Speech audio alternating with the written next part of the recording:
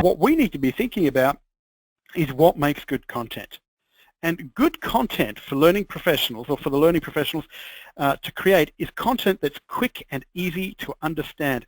And if you can remember anything that I say, that quick and easy to understand mantra is a pretty valuable thing to remember. People often will send me stuff and they'll say, Jonathan, what do you think about this? And clients often ask me to do audits of their content. And the one criteria that I value over everything is asking the question, is this quick and easy to understand? And it goes a little deeper because there's criteria such as the audience and the way you construct that content. But if your content is not quick and easy to understand, you're wasting your time. Because people, when they look at a web page, will only read 25% of the words on that web page. So you've got to make sure that your content grabs them and draws them in. People won't give you very long on the video. They'll start looking elsewhere. They'll click out of it, or they'll start having their minds wander to picking up the kids from childcare or going out to a restaurant that evening within about 30 seconds.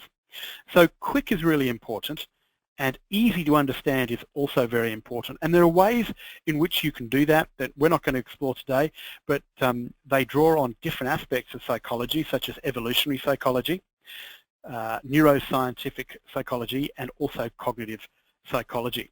But content must be quick and easy to understand. And if you want to grade content that you're making or your colleagues are making, ask that question. Am I left scratching my head when I read or when I watch or I listen?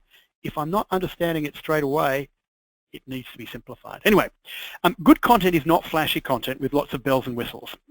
A lot of new people to media kind of throw in these fancy transitions, starbursts and kind of wiggly lines that do all sorts of stuff. No, that's not what it's all about. More often than not, these bells and whistles distract people from the learning. Good, solid content is not distracting. It's content where people are hooked on the subject and they're drawn in. Now, that doesn't mean, of course, that you can be boring or dull. I have lost track of people that tell me at dinner parties that they did this online learning piece, and they say, oh, I had to sit through this online learning piece.